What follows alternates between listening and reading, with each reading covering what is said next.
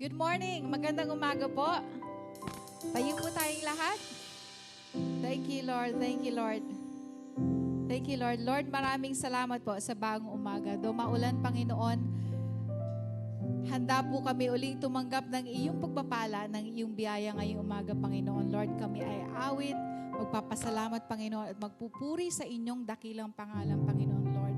Lord, sama-sama po kaming magpapasalamat ngayong umaga, Panginoon. At Lord, we are ready, Lord God, to receive your love and your grace and your goodness today, Lord Jesus.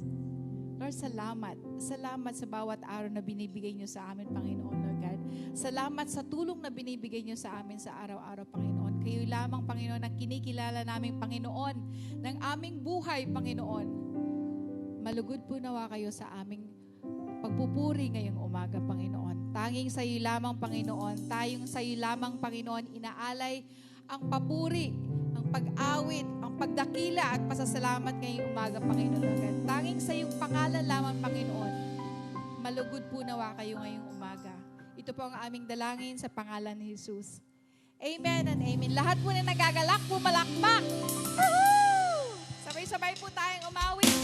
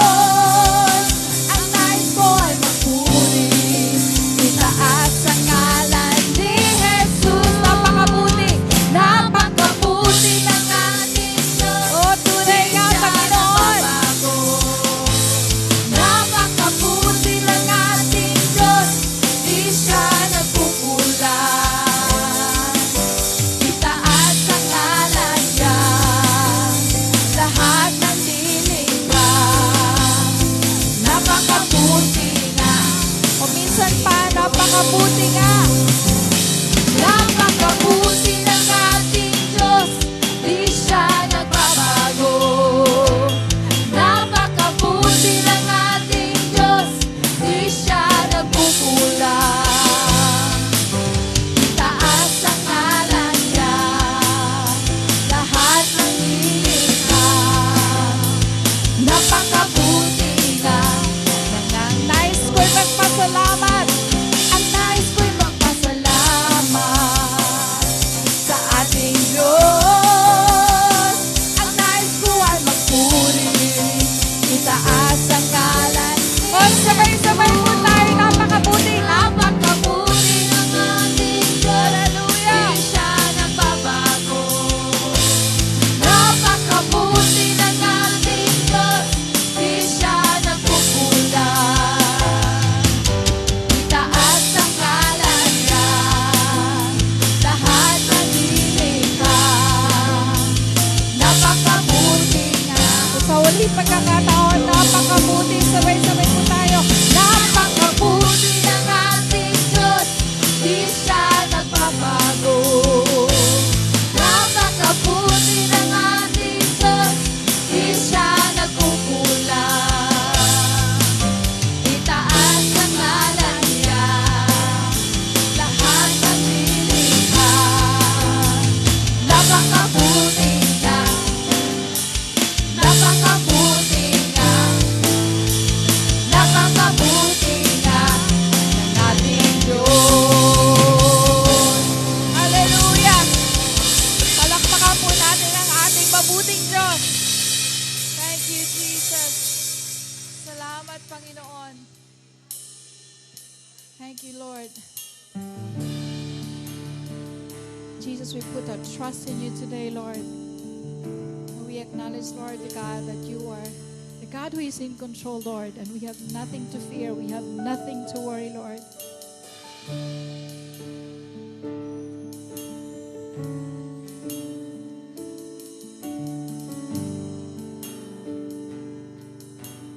Thank you, Jesus. Thank you, Lord.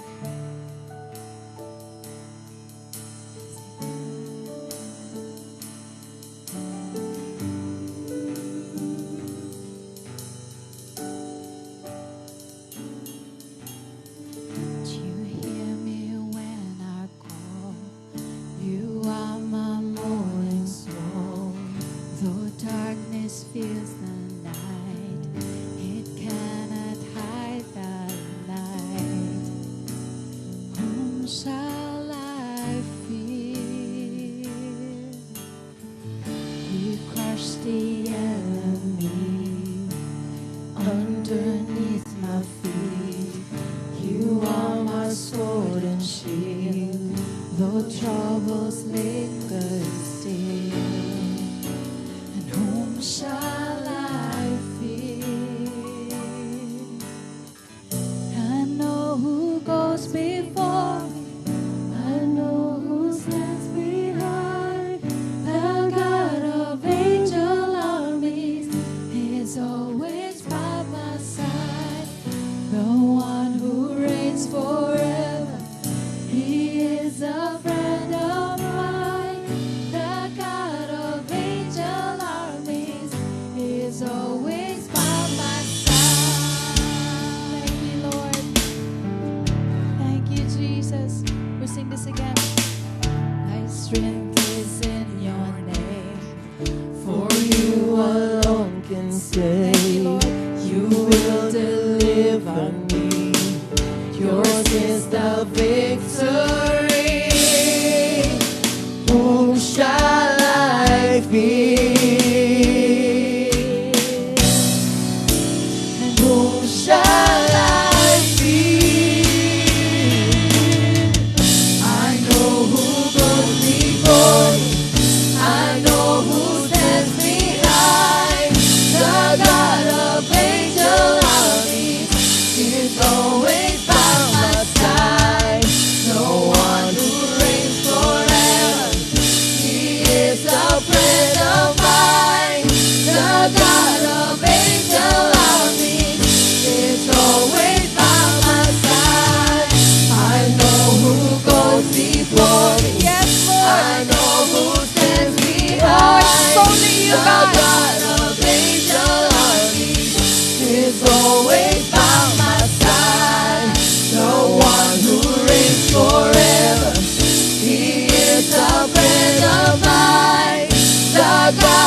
of angel armies is always by my side.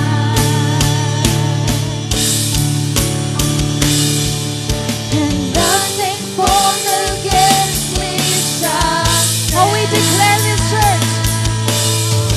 You hold the whole world in your hand.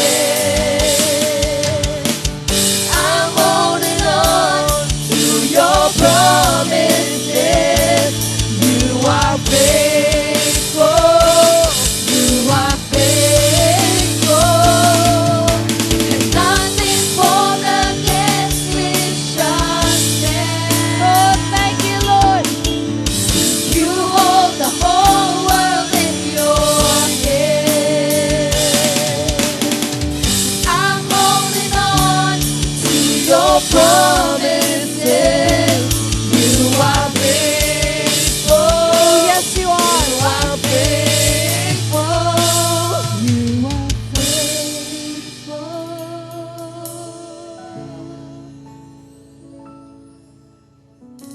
I know who goes before me. I know who stands behind. The God of angel armies is always by my side. The one who reigns forever. He is a friend of mine. The God of angel armies is Can we sing this always together? by my We sing this again. I know who goes before me.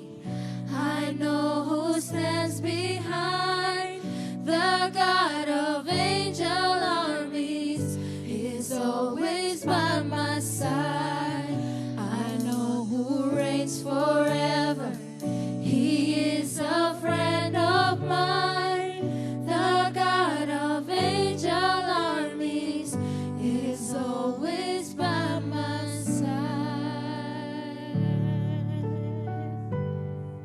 Oh, we thank you for this truth, Lord. I thank you, Lord. Truly, you're worthy, God.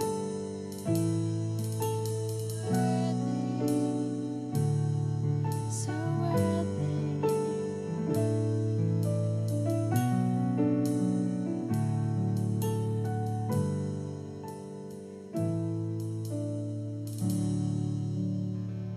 It was my cross you bore, so I could live in the freedom you died for.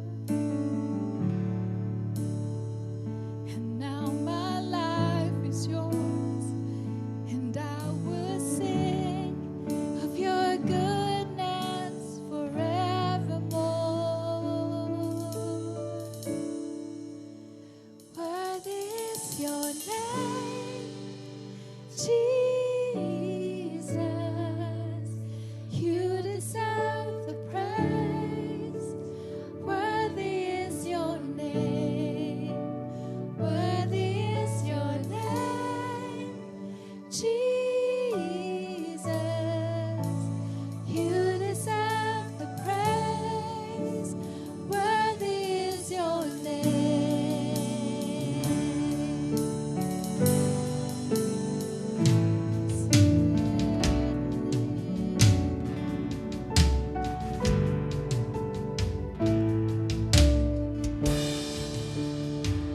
And now my shame is gone. I stand amazed in your love undeniable.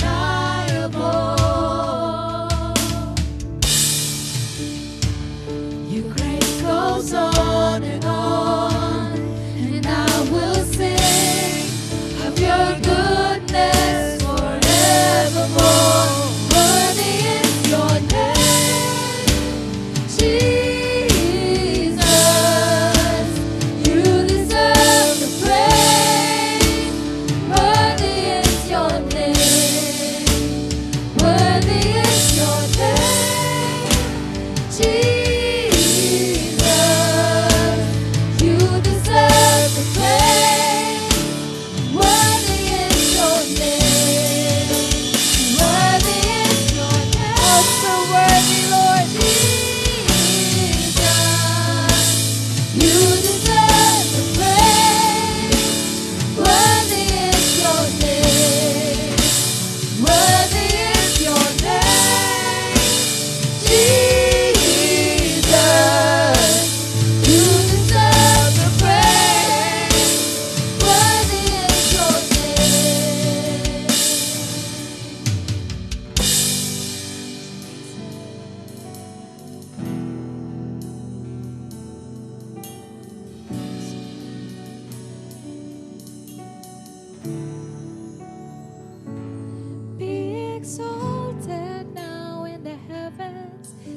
glory fills this place.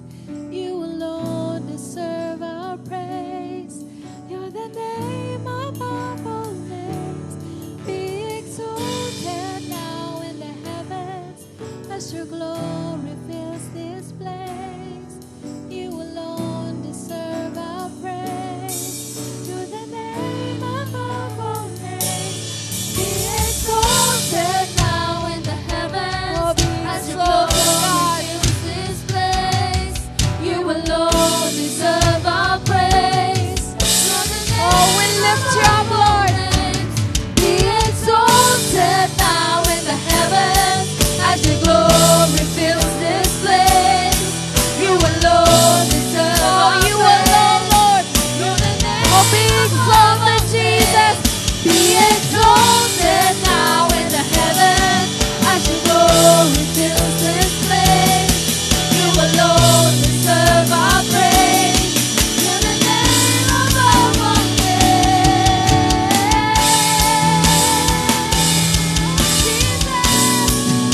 Jesus, you're worthy. We sing it together. Worthy is your name, Jesus. You deserve the praise. You deserve it. Worthy is your name. So worthy. Worthy is your name, Jesus. You deserve the praise. Worthy is your name. Worthy is your name, Jesus. You deserve the praise. Worthy is your name. Worthy is your name, Jesus. You deserve the praise. Worthy is your name. Worthy is your name.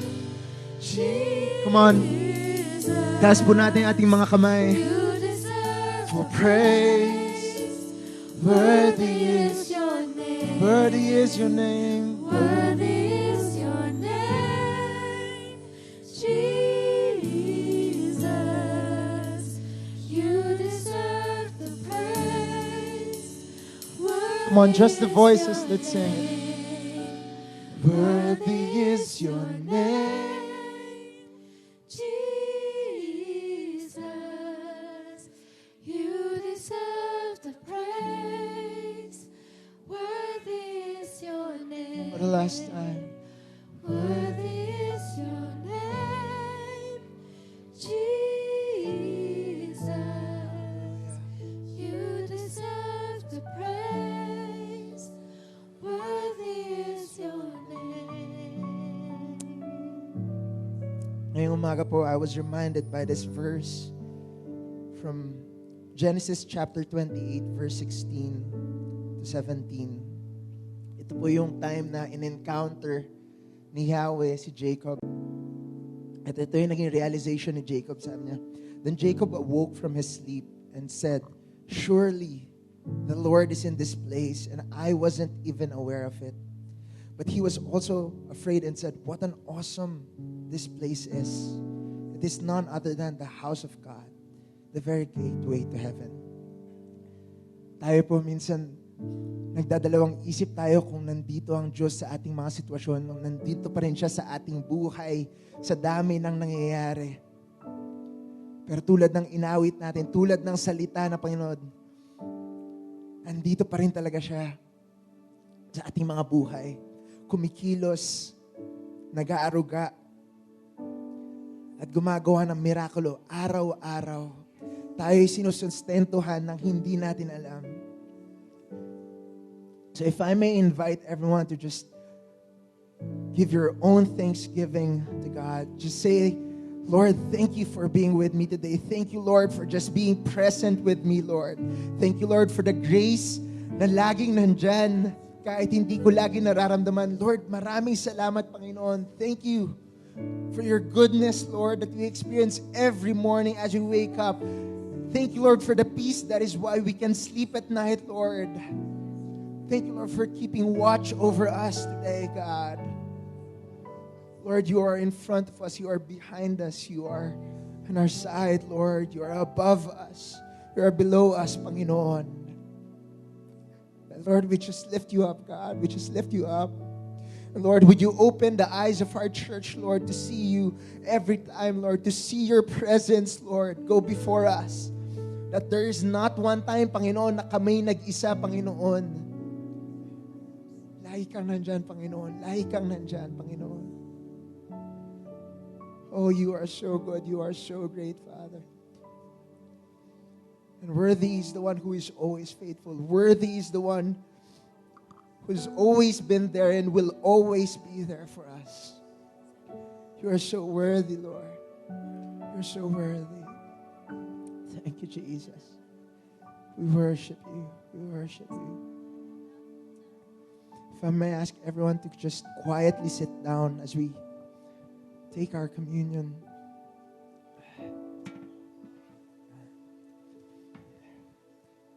Please get your elements ready.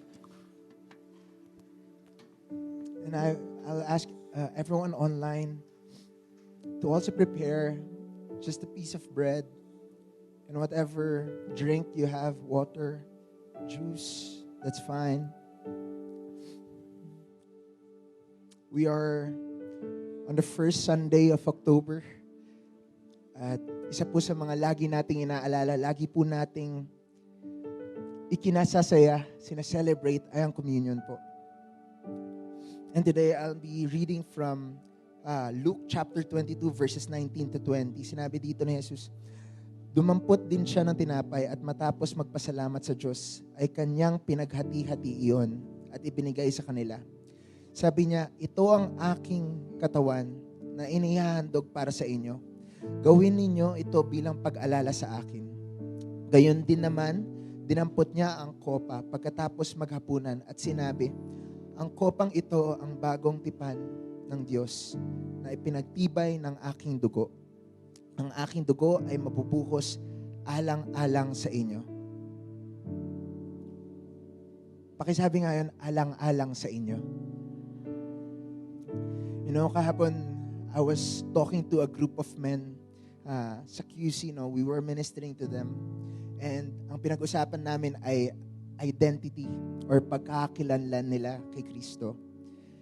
At alam niyo yun, when I was asking them to share, ano yung mga bagay na sa tingin nyo kailangan ng pagbabago ni Kristo sa buhay nyo? Ano yung sa tingin nyo yung may issue pa sa buhay nyo? At syempre, nagsalita sila, sabi nila, ako, parang kailangan ko ayusin yung, kailangan baguhin ni Lord yung pag-iisip ko kasi parang masama pa ako mag-isip eh. Pero gano'n naman talaga lahat, di ba? Medyo masama naman talaga tayo minsan mag-isip eh. Si Sarah naman nag-share. Ako, medyo matalim talaga ako magsalita eh. Kaya siguro kailangan baguhin talaga ni Kristo yung pananalita ko. Pero gano'n naman tayo lahat eh. Gano'n naman tayo lahat, di ba? So nakikita nyo, may pagka-defensiveness talaga sila pag inaamin nila yung mga nangyayari sa buhay nila. And these are very young in the faith. These are these are adults na. Pero, alam mo yun, baguhan pa sila sa pananampalataya na hindi na nila, alam mo yun, laging may defensiveness sa sinasabi nila tungkol sa buhay nila. Lagi nila, hindi, gano'n naman talaga, di ba? Pero, I just remember na from that time, kung kailan sobrang early pa natin, sobrang young pa natin sa ating pananampalataya. Up until now, I still remember na, grabe, si Lord talaga yung nagsusustento sa akin bawat araw. And one of the things that sustained me in my faith, from that time na sobrang defensive pa ako sa mga kasalanan ko up until now in my faith, it's still this remembrance of our relationship with Him. Itong tinapay, itong juice. I've been in the faith for maybe more than 15 years now. But God is still really working in my life. And I am still reminded by my relationship with Him. At tatandaan natin, no, na itong relasyon natin sa Kanya ay dahil sa Kanya. Dahil siya yung kumilos sa buhay natin. Siya yung umibig muna sa atin. Siya yung lumapit muna sa atin bago tayo nakalapit sa Kanya. So, if I may ask everyone to stand and look for a partner to pray with, to tell them, to remind them of the relationship with Jesus Christ that is through Christ, by the power of Christ, by the love of Christ. So if you can pray for someone today, go ahead.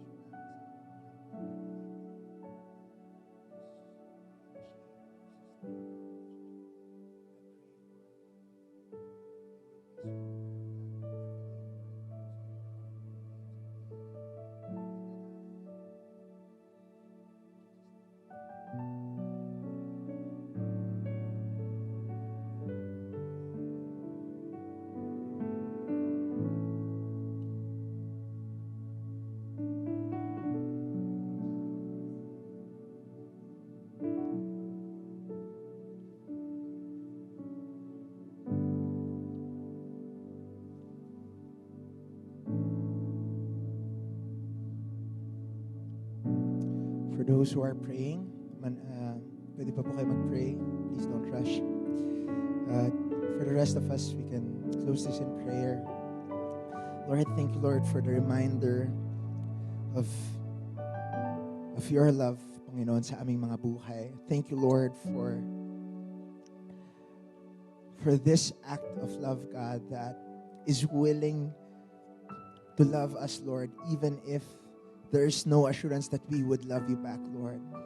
Thank you, Lord, for that kind of love. And we need that, Father, not just today, not every first Sunday of the month, Lord, but every day, Panginoon.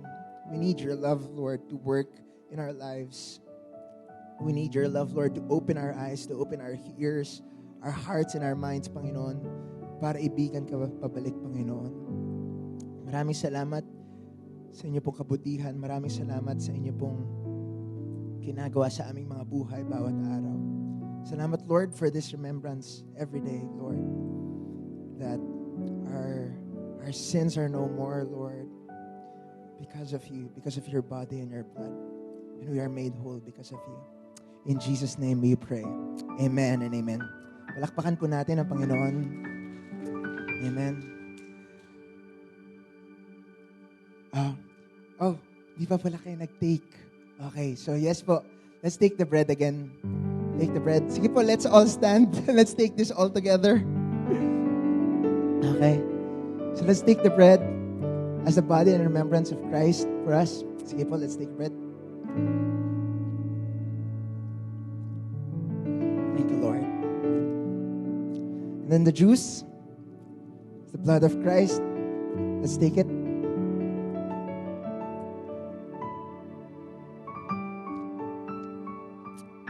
Lord, salamat sa second reminder. In Jesus' name, amen and amen, amen. Thank you po, Pastor Albert. Kundi communion ulit next week di ba? Pero, It's a good morning po to everyone. Kami po ay nagagalak na nandito po kayo. If may first-timer po dito, meron po bang first-timers dito? Pwede niyo po itaas yung kamay niyo. Huwag po kayo mahiya. Ayan po, so it's nice to meet you. Sige po, palakpakan po natin yung mga first-timers po. We are glad that you are here. We believe that God has a plan for you, na walang aksidente, kaya ka nandito, kaya tayo nandito. Before we go to our giving, I just wanted to give you a few announcements po that is going on sa ating pong church. Number 1 po ay meron po tayong 2-day kids VBS on October 21 to 22. Yan. So meron po tayong activities, meron po tayong games for the kids at action songs, di ba?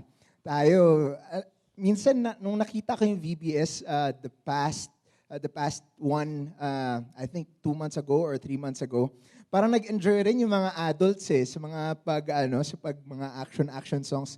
So please invite yung mga anak nyo, invite yung mga apo or mga kapitbahay to tell them that, hey, we have this VBS po and we would gladly have you po. And this is free admission po, but you must pre-register po. So if meron na po kayo naiisipan, i-register niyo na po sila para mas madali po. Second one is, we're gonna go ahead with the Life Group New Lesson Series. And the same topic will be used po. It is the names of God. So if you're not yet part of the Life Group, please sign up now. I think meron po tayong booth po sa lobby po. And I hope that you guys would get to sign up. Sino po dito ang may Life Group na? Pakitaas nga po ang kamay. Ayan. So yung mga wala pa pong life group, ayan, tingnan nyo sila, no? Sabi nyo, uy, dapat kasama ka sa life group, ha? Because life groups are really a help. Like, sobrang malaking bagay ang pagkakaroon ng life group. Pag-usapan, itanong ang mga gusto nyo itanong about kay God. Pag nalilito tayo na, ano ba ibig sabihin nito? There's the life group. That's the safe place where we can talk po. And now, let's proceed to our giving. Are you guys ready to give po? Okay, so sa ating pong scripture po, we have 1 Corinthians chapter 13, verse 3. Sabi dito, at kung ipamigay ko man ang lahat ng aking mga ari-arian at iaalay ang aking katawan upang sunugin, ngunit wala naman akong pag-ibig, wala rin akong mapapala. Sino dito ang na-excite na magpasko? Hindi lahat. Hindi lahat. Isa siguro sa mga malaking bagay, no, ay ang pagbibigay sa Pasko, di ba? At yun yung expectation, no? Pero isipin natin, no, na ngayon papalapit na yung Christmas season at naghahanap na tayo at nagbabalot na tayo ng regalo. Alalahanin natin na hindi tayo actually obligado. Hindi tayo required, Pero actually, tinatawag tayo ng Diyos and we are compelled dahil nakatanggap tayo ng pag-ibig na sobrang ganda at sobrang buti para sa ating buhay na kaya natin magbigay. Grabe, no, na parang ang hirap na hindi magbigay knowing na nakatanggap tayo ng sobrang gandang regalo mula sa Diyos. Amen? Kaya sa ating pagbibigay, no, I hope that you have that conversation with God na, Lord, I pray that you help me give with love, with so much love, not only to this church, but also to others today. Amen? So let's pray. Lord, maraming salamat sa inyong pong salita. Maraming salamat, Lord, for calling us to love you. Thank you, Lord, for your work in our lives that enables us to give, Lord, today. Thank you, Lord, for the ability to make wealth, Lord, so that we could bless you, we could bless others, Lord, and so that we could live for you fully, God. Maraming salamat. In Jesus' name we pray. Amen and amen. Sige po, pwede na po tayo tumayo. Punta po tayo dito.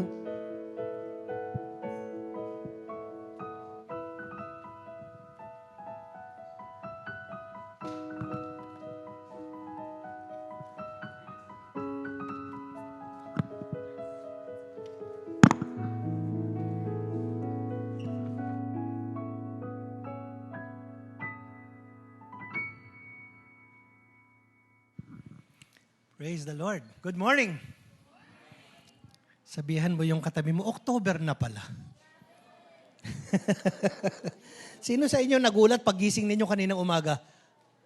October na pala? Okay. Ibig sabihin, talagang palapit na talaga ng palapit ang Pasko. Ayan. Praise the Lord. And tayo naman, tuloy-tuloy lang ang ating preaching series on the names of God. Sino sa inyo nababless sa mga nakaraang linggo? That God is our provider, God is our healer, and then today, yung pong Hebrew term na Nisi. Nisi. Ayan. Yahweh Nisi. God is our banner. Wow, ano ba ibig sabihin niyang God is our banner? Yan po ay galing sa Exodus chapter 17 verse 15 sa isang kwentong titingnan natin ngayong umaga nang sinasabi ng ni Moses doon, the Lord is my banner. This name represents God is our general who leads us into victory in every battle. Sa bawat laban ng buhay, si Lord mismo ang nangunguna sa atin. Amen. Di ba sarap isipin na hindi lang tayo ang lumalaban, ang Panginoon ang lumalaban para sa atin. So, para ma-appreciate natin yung kwentong titingnan natin sa Exodus, alamin muna natin ano bang mga nangyayari nung panahon na yun. Okay? At this very moment, yung Israel ay malaya na. After 400 years of slavery sa Egypt, malaya na sila. Pinaulanan ng Diyos ng kung ano-anong plague ang Egypt. Siguro naalala niyo yung mga movies na The Ten Commandments, Prince of Egypt. Ayan, so finally, malaya na sila. So habang sila ay palaya ng ganun, hinabol pa rin sila ng Egyptian army. Tapos dumating sila doon sa Red Sea. At ano nangyari doon sa Red Sea? Hinati ng Diyos yung Red Sea. Bumuka. Tapos doon sa gitna, naglakad sila. At nung hinabol sila ng Egyptian army, ang sabi ng kwento, biglang bumagsak naman yung tubig doon sa mga Egyptians. Kaya wala na sila. Akala nila, yay, malaya na tayo. Sino sa inyo minsan inisip, yay, kasama ko na si Lord. Di na ako magkakaproblema sa tanang buhay ko. In Jesus' name. Ayan. Minsan ganun ang isip natin, Very idealistic, no? Parang, yes, hindi na ako magkakasakit. Hindi na ako mangangailangan. Hindi ako magkakautang. Hindi kami mag-aaway mag-asawa. Hindi kami mag-aaway ng mga anak ko. And then biglang reality hits you. Aray ko, teka, akala ko na kay Lord na ako. Bakit ganun? Ganun po ang nangyari dun sa Israelites. Akala nila, hooray! Tapos na ang mga battle sa buhay. Meron pa pala. Okay? Nagmilagro pa ang Diyos. Manna from heaven, quail, water from the rock. But ngayon, dun sa kwentong titingnan natin, they faced their very first military test. A battle with the strong and devious Amalekites. Nako, buti na lang, wala tayong mga kapitbahay na ganyan. Tanungin mo nga yung katabi mo, may kapitbahay ka bang Amalekites? Alam nyo, wala. Kasi talagang tinanggal na ni Lord sila mula sa face of the earth. Pero bakit ba ganun na lang? Tingnan natin muna yung background ng kwento sa Deuteronomy chapter 25. Ganito ang sabi. So si Moses ito, years later, sinasabihan niya yung mga Israelites, remember what the Amalekites did to you along the way when you came out of Egypt. When you were weary, pagod na pagod kayo, worn out, they met you on your journey and attacked all who were lagging behind. They had no fear of God. Usually sa kanilang paglalakad, nauuna yung mga lalaki, sundalo, ganyan. Medyo nasa likod yung mga kababaihan. Bakit? Sila yung may bitbit na bata, sila yung may dandal si baby, si bunso, saka yung mga elderly and infirmed. Yun ang inatake ng mga Amalekites. Hindi nila nilabanan ng Israel ng harapan. Din doon sa likod. Doon sila umatak. Doon sa mga babae, matatanda, mga bata, at mga may kapansanan. Yun ang una nilang tinira. The evil one tries to look for your weakness. Hindi kanya tatry na tirahin pag yung super kang Kaya Sunday morning, wow, talagang thank you Lord. Kailan ka tatamaan? Lunes. Sa Lunes.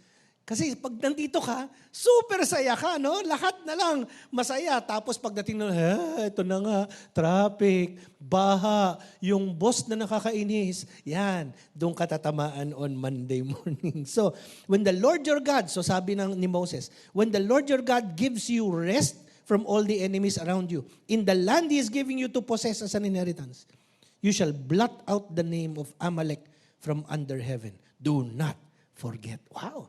Grabe yung paalala ng Diyos sa kanila, Huwag niyong kalimutan yung ginawa nila sa inyo dahil sa kanilang being so devious and cunning and very wicked. Tatanggalin ko mula sa mapa ng Pilipinas, mapa ng mundo ang Amalekites. Sa bagay, kasi minsan feeling ko sa Pilipinas may mga Amalekites eh. Di ba? So, tingnan na ngayon natin yung kwento sa Exodus chapter 17. The Amalekites came and attacked the Israelites at Rephidim. So Moses said to Joshua, choose some of our men and go out to fight the Amalekites. Tomorrow, I will stand on top of the hill with the staff of God in my hand. So, sabi ni Joshua, mili ka ng mga ilang select army, labanan mo yung mga Amalekites. So Joshua fought the Amalekites as Moses had ordered, and Moses, Aaron, and Hur went to the top of the hill. As long as Moses held up his hands, the Israelites were winning. But whenever he lowered his hands, pag napapagod na si Moses, bumababa na yung kamay, the Amalekites were winning. Grabe, no? Pag nakataas daw yung kamay ni Moses, nananalo sila. Pag bumababa na yung kamay niya, natatalo na. So when Moses' hands grew tired, they took a stone and put it under him and he sat on it. Wow, ang bait naman itong dalawang to. Nakahanap ng bato na mauupuan. And then, Aaron and Hur held his hands up. One on one side, one on the other. So that his hands remained steady until sunset.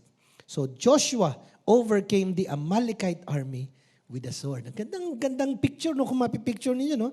Then the Lord said to Moses, write this on a scroll as something to be remembered.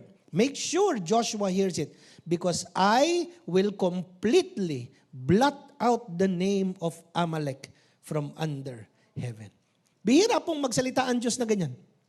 Buburahin niya sa alaala itong angkan na ito. So Moses built an altar and called it, the Lord is my banner. Yahweh Nisi, or the Lord gives me victory. Sabihan mo nga yung katabi mo, the Lord is your banner. He will give you the victory. Amen? So tingnan nyo itong picture na ito. Nakuha ko lang ito po sa Google. Imagine niyo, no? Si Moses nando sa tuktok ng bundok. Tapos si Aaron and Hur, hawak-hawak yung kamay niya dahil siyempre matanda na po si Moses. By this time, Moses is about 80-something years old. 40 years siyang Prince of Egypt. 40 years siyang shepherd. 80 years old na siya nung nilid niya yung Israelites out of Egypt. So, nandun siya kasi celebrate pa lang. Kakakain pa lang ng cake ni Moses kahapon. Ng kanyang 80th birthday. Okay? Tapos inatake sila ng Amalekites. Samantala, si Joshua nandun sa baba, nakikipaglaban. Alam ba ninyo na ang buhay natin sa Panginoong pananampalataya natin is a partnership between God and the believer. Partnership po tayo. May role ang Diyos, may role ka. Hindi lang one-sided yan. Hindi lahat ng bagay Diyos ang gagawa, hindi lahat ng bagay ikaw ang gagawa. So ang tanong, anong bahagi ng Diyos? Ito po, sabi nga ron, He already won the ultimate victory through our Lord Jesus Christ. Parte ng Diyos yan. Wala kang pwedeng idagdag dyan, wala kang pwedeng baguhin dyan, wala kang pwedeng ipalit dyan.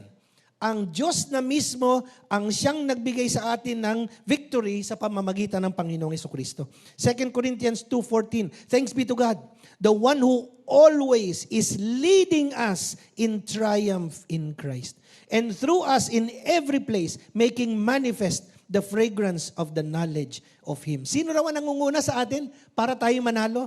None other than our Lord Jesus Christ. 1 Corinthians 15:57, thanks be to God, He gives us, the victory through our Lord Jesus Christ. Kanino galing? Sa Diyos. Binigay niya yun, kaloob niya yun sa iyo. Okay? So kaya nga, salvation is a gift. You don't earn it. Okay? Ang kaligtasan ng Diyos sa buhay natin sa pamamagitan ni Jesucristo ay regalo. So malapit na ang Pasko, sabi ni Pastor Verlon. Halimbawa lang, bibigyan ako ni Pastor Verlon ng regalo. Alam ko, magaling magbigay ng regalo yun si Pastor Verlon. Grabe, susuyurin niyan ang BGC. Makahanap lang ng tamang regalo para sa akin. Pero pagbigay niya, ganito ang sabi niya, Pastor Albert, doon po sa ilalim ng napakagandang regalo na yan, may resibo. Paki-reimburse na lang.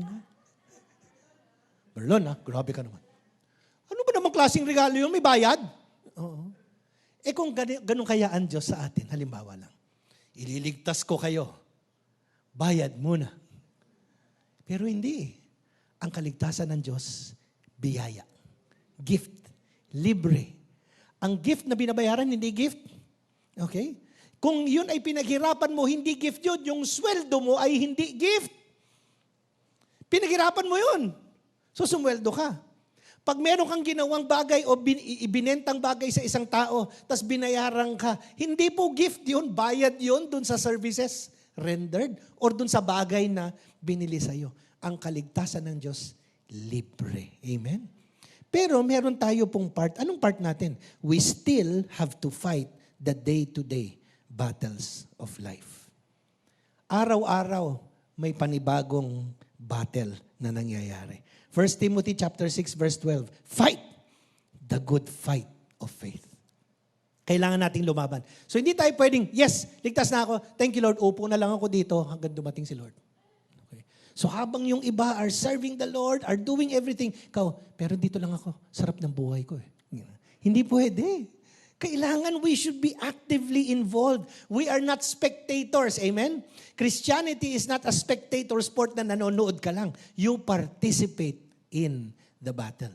Sa buhay natin ngayon, napakaraming tao, lalo na among netizens, ang galing magkomento sa mga bagay-bagay, di ba? Walang kwenta yan.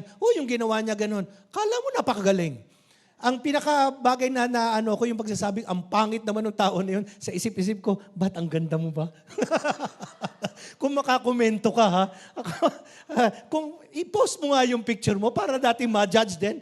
Kasi kung makakomento ka, ang pangit ng isang tao, bakit napakaganda mo ba? You know? So, tingnan natin ngayon yung Israelites and Amalekites. No? Ano yung part ni Lord? Yung part ni Lord is represented by Moses, the man of God. As long as his hands were raised, Joshua and the Israelites were winning. Nakakita ba kayo ng battle in any kind of military operation? Halimbawa lang, yung US versus Iraq nung time ni Saddam Hussein. Nakakita naman kayo ng presidente gano'n. Basta tataas ko lang ang kamay ko, mananalo kayo dyan. Walang ganon. Okay? But it is only because Moses represents God. And as long as his hands are raised, these hands represent the hand of God upon Joshua. So yun ang magpapanalo sa kanya. No matter ang galing ni Joshua, pag bumababa na yung kamay ni Moses, anong nangyayari daw? Natatalo si Joshua. Pero may part pa rin. Ano yung believer's part sa atin? Represented by Joshua who was leading the army. He had to take up arms and lead the soldiers in the battlefield. So even though nandun si Moses sa taas, nakataas ang kamay, si Joshua hindi naman pwedeng, okay. No, you have to fight. Take up your sword. Pag titirahin ka ng sword, sanggain mo ng shield. Hindi yung pwedeng, sa pangalan lang ni Moses, hindi ako tatamaan. Maraming Kristiyano have this weird concept about faith, you know. Umuulan ng malakas, bumabagyo, in Jesus' name, lulusob ako. You know, hindi ako magkakasakit. You know, wag nating i-tempt ang Panginoon ng ganun. Do not put the Lord your God to the test. Be wise. Amen? Wag mong ilagay ang sarili mo sa alanganin. Tatayo ako sa gitna ng EDSA, may dumadaan, rumaragas ang mga bus, in Jesus' name, hindi ako tatamaan. So, bukas po ay makikiramay na lang kami sa inyong pamilya. Dahil hindi ho ganun ang buhay ng pananampalataya. There's something you have to do. Yes, the Lord will provide, but you have to work. Amen? Yes, the Lord will heal you, but do everything para maging healthy ka.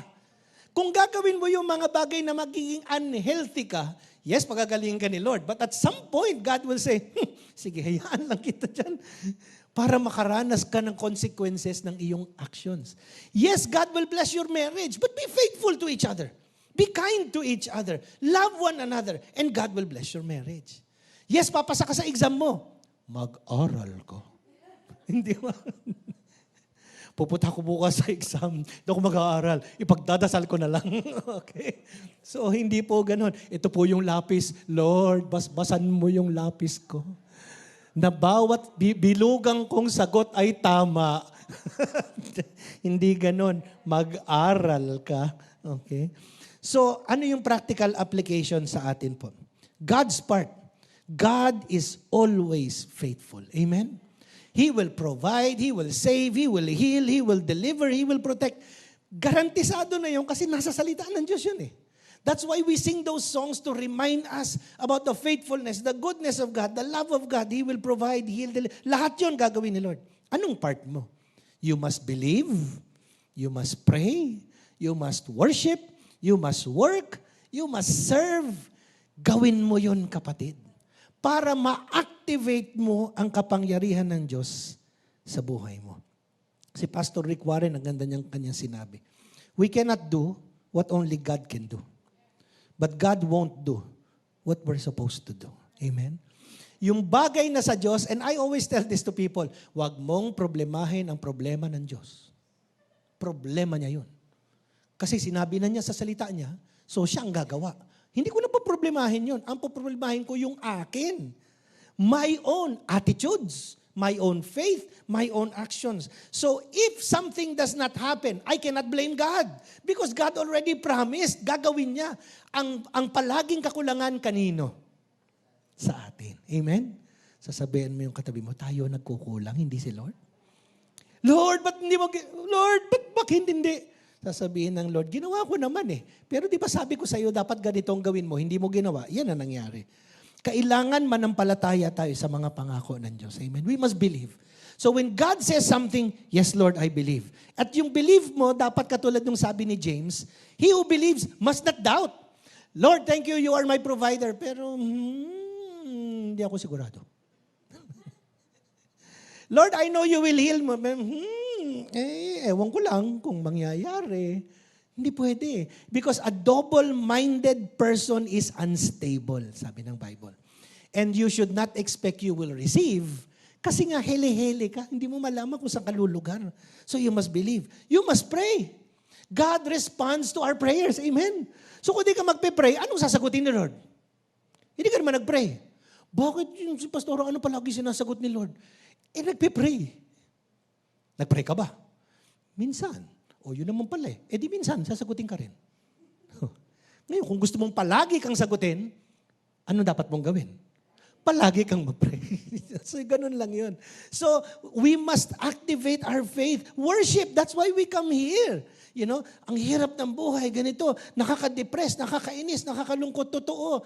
This is our gas station. At dito, hindi katulad po ng Petron, Shell, Total, at Caltex.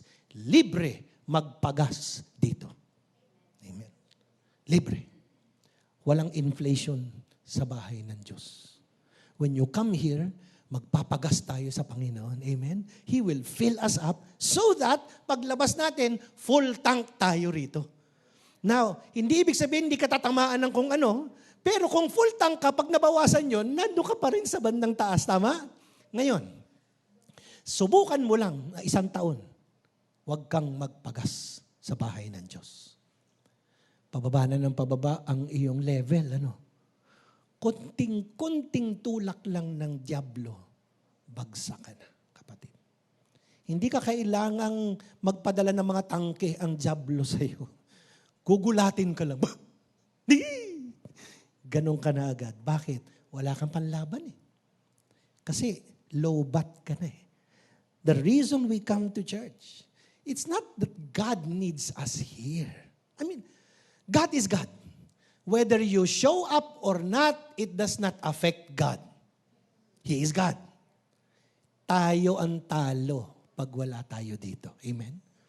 Hindi naman nababawasan ang pagka-Diyos ng Diyos. Ang nababawasan tayo. Wala tayong panglaban. A.W. Tozer, one of my favorite authors, says it this way. Even if all people are blind, the sun is still shining. Hindi apektado yung araw ng pagkabulag mo.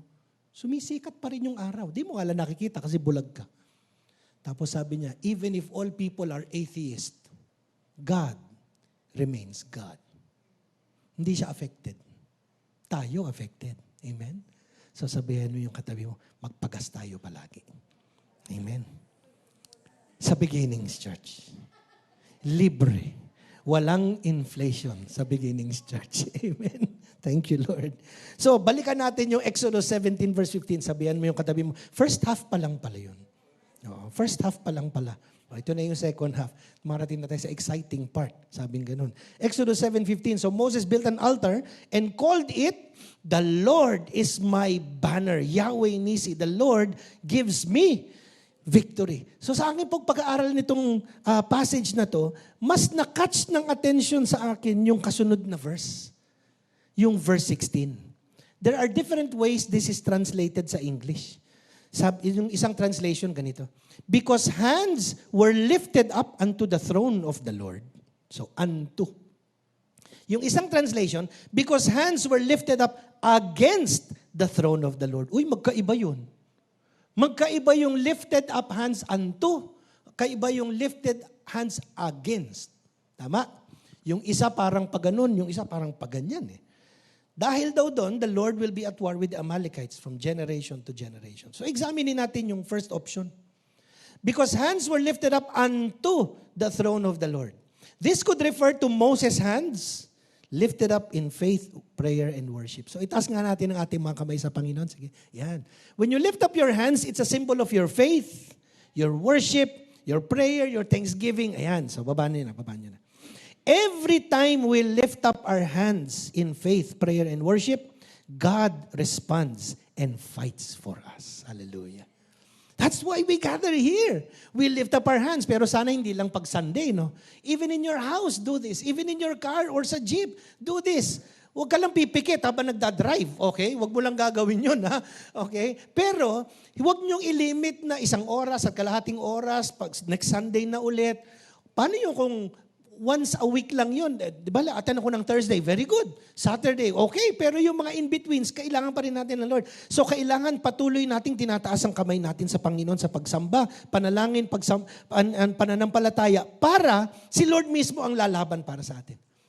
Pero the second option is very interesting. Because hands were lifted up against the throne of the Lord. This could refer to the Amalekites, who dared attack the people of God. And God in heaven took it personal, as if they were attacking Yahweh Himself. Tanungin ko kayo, sino mga magulang, taas ng kamay? Nanay, tatay? Okay. Masasabi ba ninyo na mabait naman kayong tao? O, si Pastora Ana, nangunguna. Lahat kayo nagda-doubt eh. Si Pastora Ana, may conviction. Mabait ka bang tao? Yes. Okay. Would you consider yourself kind, respectful? Tama, no? Yes. Pero tanongin ko, pag may nanakit sa anak ninyo, mabait pa rin ba kayo? Magpakatotoo tayo dito. Pag nalaman nyong may nanapak ng batok, ng bully sa anak ninyo, lalo na sa mga nanay, sugod mga kapatid. Di ba, no? Do not poke the mama bear. Sabi nga gano'n. In the animal kingdom, that is also true. Ha? In the animal kingdom, yung nanay ang lulusob. Ang makikipag-away dun sa, halimbawa, yung kinukuha yung anak, yung nanay ang lumulusob. True story po ito, nakita ko sa sports, boxing, suntukan, natatalo na yung isa, bigla na lang may umakyat na senior citizen, may dalang payong si nanay, at pinayong yung kalaban ng anak niya. Anak niya pala yung natatalo. Okay? Sabi niya, huwag mong saktan ng anak ko. Professional boxer, okay? This is an actual fight. Pero sabi niya sa sarili niya, walang mananakit sa anak ko. Ganyan. Now, anong ibig sabihin yan mga kapatid? Ito, when the evil one dares to come against you, to attack you, God takes it upon Himself like a protective parent to defend you and fight for you. Sasabihin ni Lord, anak ko yan. Wag na wag mong sasaktan yan. That's why we have to be very careful about how we treat people. Especially within the body of Christ. No? Tayo lahat mga anak ng Diyos. Yes, anak ako ng Diyos, but yes, anak din ng Diyos, Sister Barbara. Pag siya'y sinasaktan ko, para bang sinasabi kong okay lang bang saktan ko ang anak ng Diyos? The daughter of God. Uy, wag. Baka mamaya ang Diyos na ang kalabang ko. Di po ba? Ganon yung ibig sabihin nung pag hands were raised against the throne of God. God took it personal. And when you read the scriptures, it is true. The reason why God fights for Israel is because His glory is at stake. His glory is at stake. And the reason why God fought for David when he was fighting Goliath is because of the words David said. Who dares come against the armies of the living God? Sabi niya. Hindi niya sinabi, who dares come against Israel? No. He said, who dares this giant coming against the armies of the living God? Today, I will feed your head to the vultures. Because this is the day na God will win the victory. Yun ang ibig pong sabihin ng God fights for us.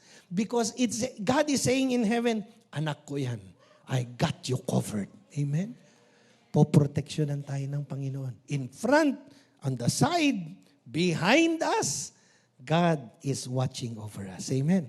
And so in Exodus 17:25 again, Yahweh Nisi, the Lord is my banner. God gives us the victory. Tayo po tayong lahat as our worship team comes. Hallelujah. Praise be to God. Thank you, Lord. Tayo po'y panandaliang yumuko and the worship team will get ready. But if you're here today, as I was preparing for this message, minsan iniisip natin, we come to church, we are smiling, we're happy, we're looking good.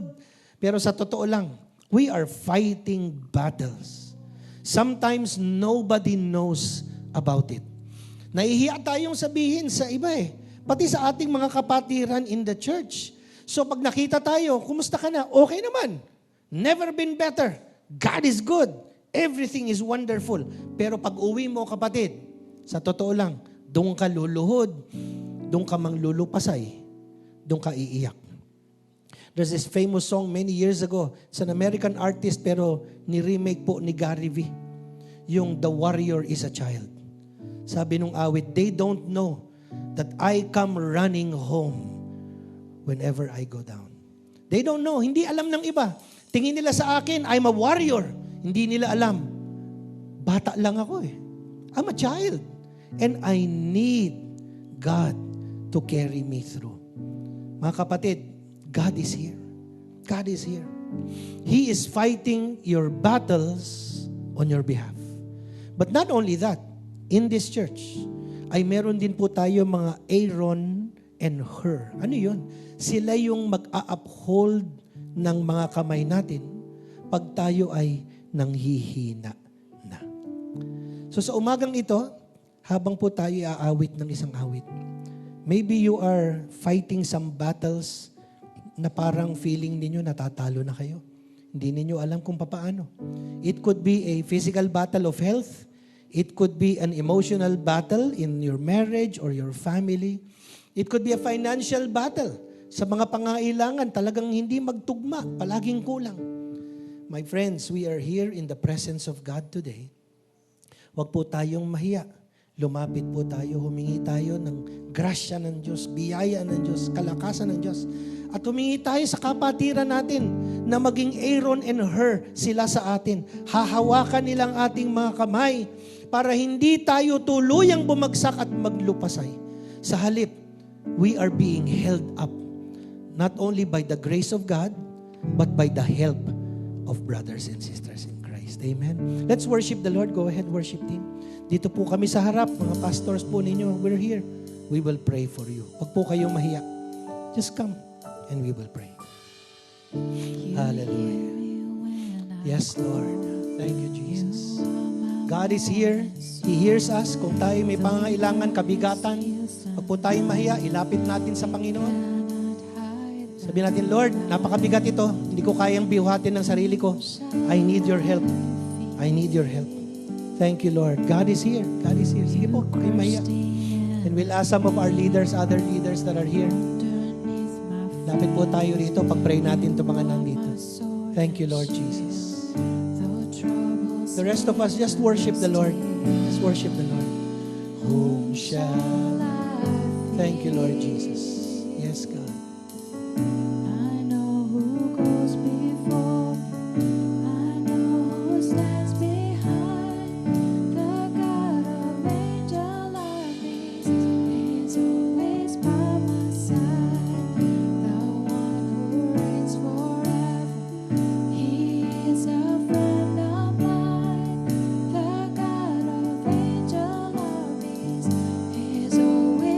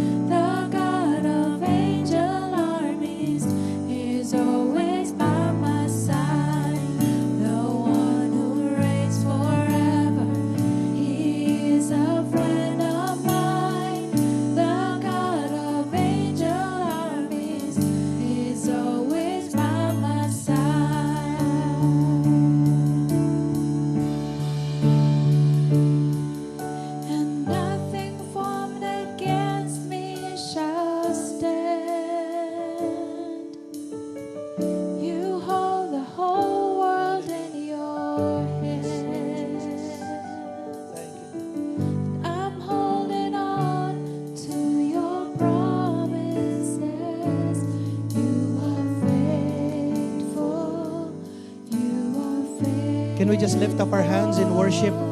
Just like Moses lifted up his hands in faith, in worship, in thanksgiving. Yes, Lord. Hallelujah. Thank you, Jesus. Thank you, Jesus. I'm holding on to your promises. You are faithful. You are faithful. Yes, You are faithful, Lord. Tapat ka, Panginoon. Tapat ka, Panginoon. Thank you, Lord.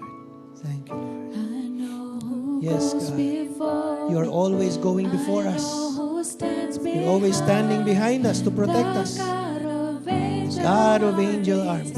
is always Yes, Lord. by my side. The one who reigns forever. He is a friend of mine.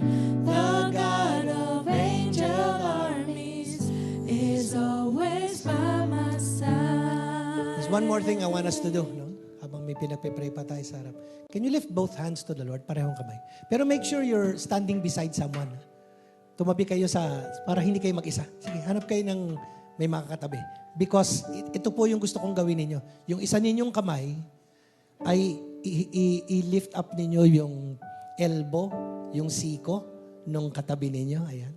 So the idea is, one hand in worship, the other hand may tinutulungan ka. Amen?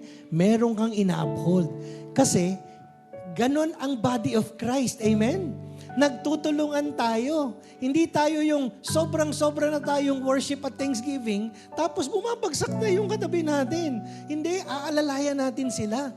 Kasi hindi pwedeng tayo lang ang lumalakad sa Panginoon. Kailangan sama-sama tayo together. Amen? Thank you, Lord. Lord God, with hands lifted up, we just say, thank you, Lord.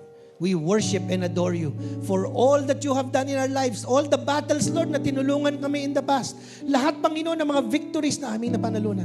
Pero also, Lord, today we uphold our brother and sister in Christ. Kapag sila'y nangihina, kapag sila, Lord, para bang babagsak na, Panginoon, hindi namin nahayaan yun, Lord. We will not allow our brother and sister in Christ to fall by themselves. Instead, Lord, aalalayan namin sila.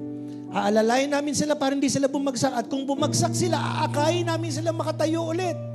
At kung sila ay sugatan, kung sila ay nahihirapan ng lumakad, Lord, aakayin pa namin para makalakad silang kasama namin. No one will be left behind. Hallelujah. Because sama-sama kami, Lord, na maglilingkod, magpupuri, magsasamba sa inyo. Sa pangalan ni Jesus, Amen. Amen. Thank you, Lord. Yung mga online, God bless you po for joining us online. Have a blessed day.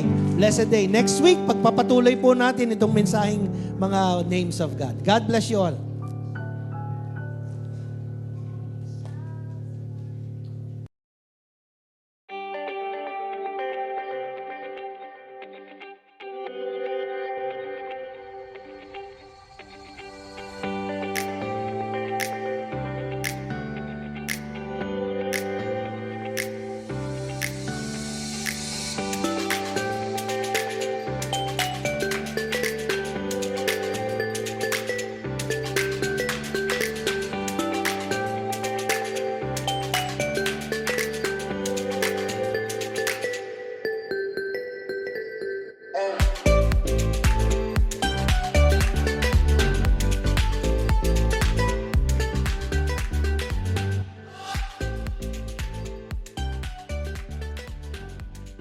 Thank you for joining our worship service today.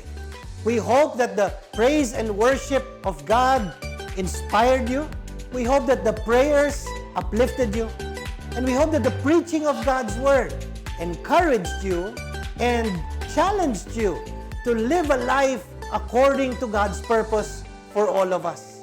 I hope that every week you will join us in worship online and that you can share this to your family and friends, classmates or office mates or neighbors, so that together we may come before the Lord, praising Him for all that He has done, giving thanks and praise to the only God our Savior through Jesus Christ our Lord.